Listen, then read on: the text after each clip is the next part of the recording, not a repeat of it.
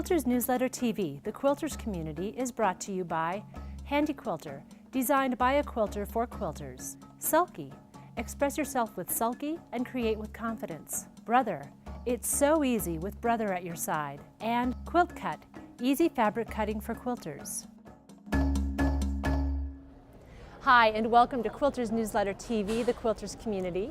I'm Mary Kate Carpetras here at International Quilt Market in Houston, Texas, and we're here for the third episode of our interview with Karey Bresenhan and Nancy O'Brien Puentes, who are the women behind Quilts Inc., Quilt Market, Quilt Festival, and many other things which we're going to talk about in this episode. As Texas quilters, Texas quilt history is very important to them, so we're going to learn more about their work spearheading the Texas Quilt Documentation Project and their founding of the Texas Quilt Museum in LaGrange, among many other things. Let's take a look. It was for the Texas Sesquicentennial. Let's see, was that 5 years? It could have been. Sure. We decided there were a lot of plans that were going, getting publicity around the anniversary of Texas's 150th anniversary. And we thought to ourselves, of independence. And we thought to ourselves, well, what women accomplished and added to the state are probably going to be overlooked. So with a couple of friends of ours, we decided that we were going to see that didn't happen. And we thought, what can we do? And we all were involved with quilts and quilting, and we said, we'd like to make this contribution something that quilts can illustrate. And so that's what we did. We started the Texas Quilt Project. Nancy and I went to, was it 17 or 37 or 27 or 27? 27, thank you. 27 different quilt days. We would go into a community, we would have put out a news release and gotten involved with a museum or a store or a nonprofit, or an art group that would help us spread the word. And then we would go in and people would bring their quilts in, and I would date them because that's one of my areas of expertise, and Nancy would do the documentation photography. And we had scribes there who recorded all the information about each quilt that was brought in. And they measured each quilt and everything. So we had very good information. And yes. Then from that, we, Nancy actually convinced the capital, the state capital of Texas, to allow us to hang an exhibition of quilts on in the rotunda of the state capitol. I still don't know how she did it because that's just not done. But well, you're not the only snake oil salesman in the family. But another thing that we were able to do was to convince the University of Texas Press to do a major book that covered the selections that were picked by a curatorial committee of the quilts we discovered during the first phase of the quilt search. And that was the first time that a major university press had ever published a book on quilts or quilting. So we felt like that was a feather in our cap, mainly because it opened the door for other state documentation projects also to be considered for publication. And once you could get the quilts considered worthy of publication in a university press, then that was just a real step up for the quilts themselves. The barriers were down at that point, right, and right. We felt really pleased about that. Our first book had to go through a curatorial critique committee. Faculty committee, and we were scared to death. And in fact, there was also a committee that was made up of, one was a museum person, and one was Bonnie Lehman, who was the publisher, the creator of Quilters expert newsletter. critics. And so they read the thing and they sent in their things, and I didn't want to call Bonnie and say, how did we do? But the next day, there was a beautiful bouquet of flowers delivered from her. And so we knew we'd at least pass that test. And we had a wonderful editor who really championed the cause of our books because it was very different from any type of book that UT Press had published previously. They were all rather dry and scholarly, and ours had a lot of illustrations and a lot of interesting anecdotes in it. So when the faculty committee finally did pass the book for publication, we sent our editor a big bouquet of yellow roses because she deserved it. And the exhibit that opened in the Capitol was absolutely gorgeous. Stunning. On the first floor then we had, didn't we have the gotaways on the first floor? The ones that just didn't quite I make don't the remember. cut? But that people were coming and having family reunions. Yes. On the floor of the Capitol, because we read into the Texas Hall of Fame, we read the names of every one of the quilters whose quilts were hanging in the Capitol. And this was such an exciting thing. It really was. There were, I don't know, several hundred people around us. And they were so excited because there would be everything from little bitties to all grandmothers. to grandmothers and grandfathers, you know. And their ancestors' name was being read at the Capitol of the state of Texas. And the quilt was hanging there. They all took family pictures in front of their family quilt.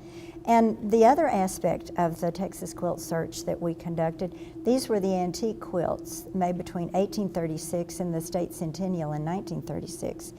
And after the Rotunda opening, these quilts were to travel through museums in Texas for a year. But we thought that's going to really mean they'll be seen by a limited number of people. So we also came up with the idea of having a contest for quilts made on Texas-related themes. I think we had like 9 themes. Texas myths, Texas heroes, Texas history, Texas commerce. And those quilts that were selected from those categories as winners toured through shopping centers all that year, because we wanted people on all levels of society to be able to see quilts that year. Now, I don't think I would ever recommend that somebody do that again. No, that was not our finest idea. We had not thought about food courts. Or security.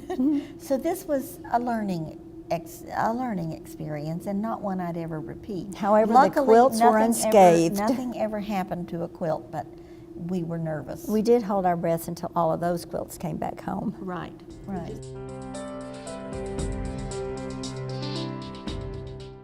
Yes, the next time after 1986, we did one. 36 was the end of the first, and 36 to 86. 1986 was the second book. After 1986, yes. 5 years later, we did the second Texas Quilt book, and that time we didn't travel to everywhere. No. We went to some of them, but we also were actually invited them to be submitted. And we had a body of quilts that did not make it into the first book because of the time, but they were within the timeline of the second book. And so we could go back and say, these quilts were wonderful, we would have included them, now we can in this book.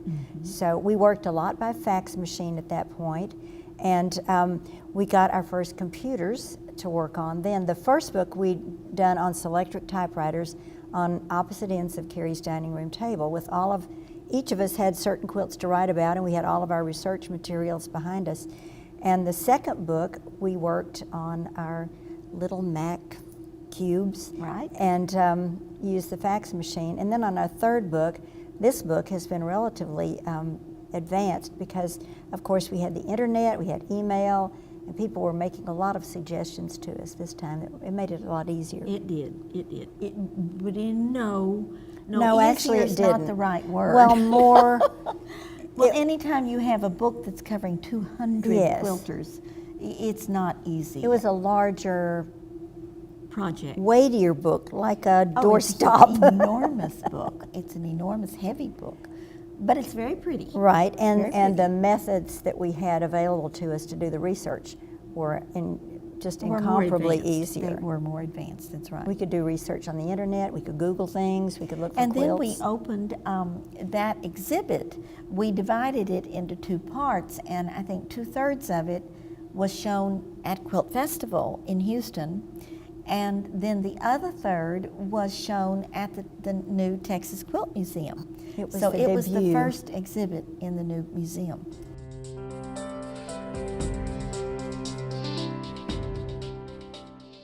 Goodness, forever. Well, 5 years. No, we'd had this idea for years. many years, but there was never the right time. We were always so busy, and it seemed so daunting. And then all of a sudden, we were driving around with the members of our executive committee, and we were driving around in LaGrange, Texas, where Karey has a place, and we saw this building, and we all 4 said, the museum. It was available. serendipity. It was if ever perfect. there was anything. it was immediate. Our reaction from all four of us was, That's it. That's the museum.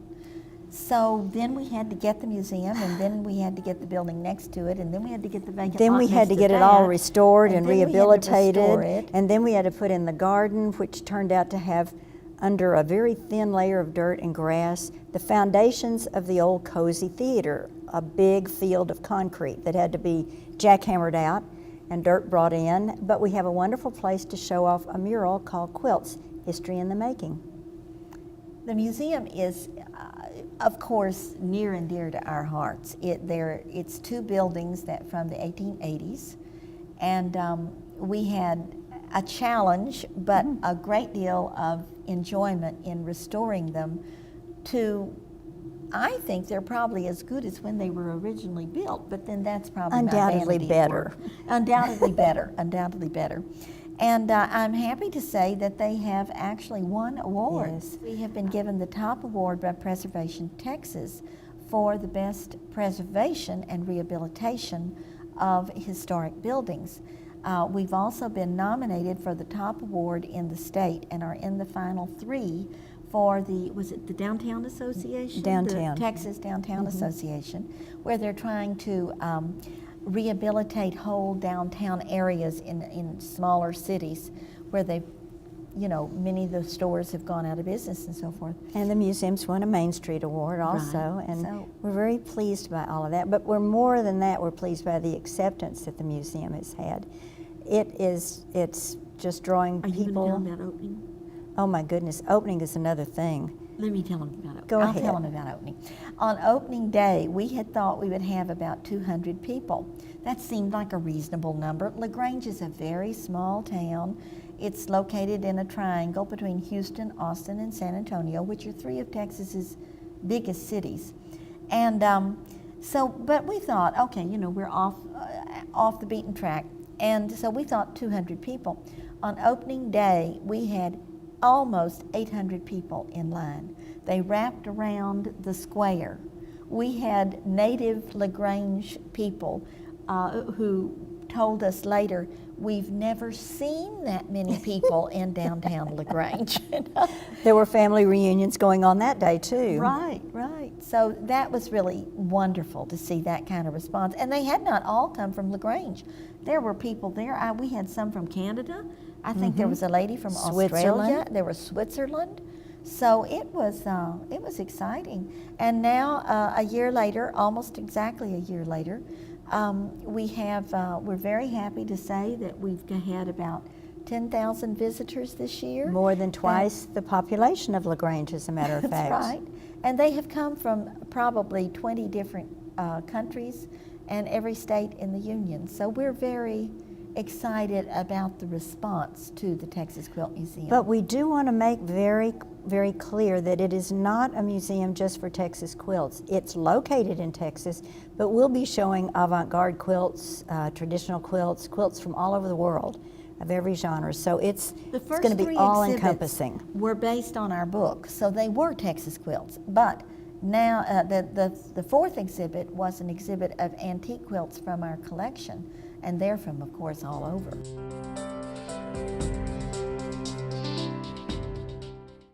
No. It is an exhibition institution and not a collecting institution.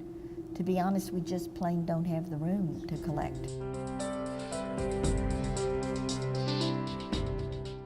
So far we have drawn on our book for the first 3 exhibits and our collection for the 4th one, but we have a consulting curator who is going to be and is already helping us plan exhibits that will be traveling. But with our rather strong opinions on quilts, you may be sure that we play a role in the curating yes, too. Definitely.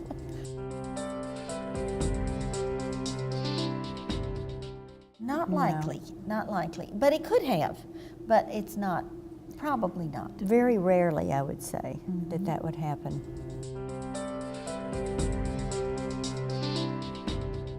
I can honestly tell you, I never dreamed when I started Festival, which is what everything else grew out Right. of, I never dreamed it would get to be this size.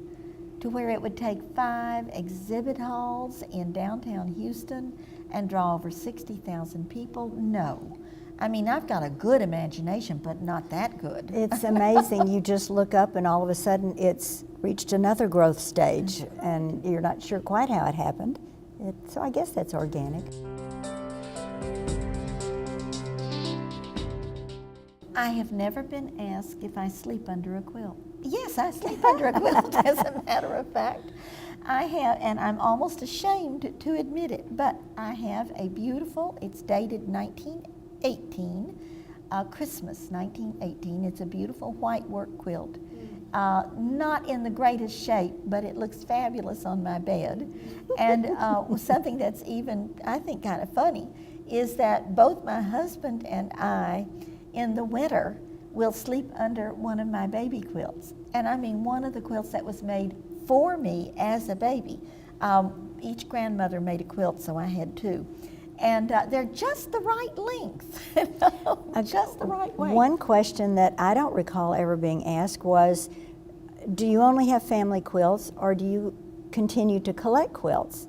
That's good. And my answer would be, I'm always collecting. I either have just bought something, or I have something in layaway, or I have my eye on something. So we have family quilts, but we both have our own private collections as well as the corporate collection.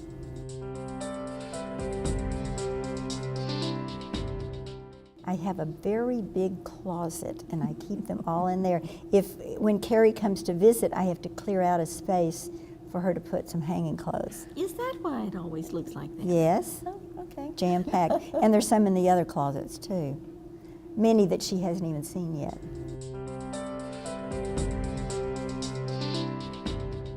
I don't, but I have framed quilt blocks above my bed, and I have a wonderful grandmother's flower garden on a quilt rack next to the bed. I do have quilts on the other beds in the house, but my husband used to be a smoker, so I decided after one quilt got a cigarette burn in it, that was not going to happen again. Luckily, my mother and my aunt appliqued a flower down over it, so he was forgiven.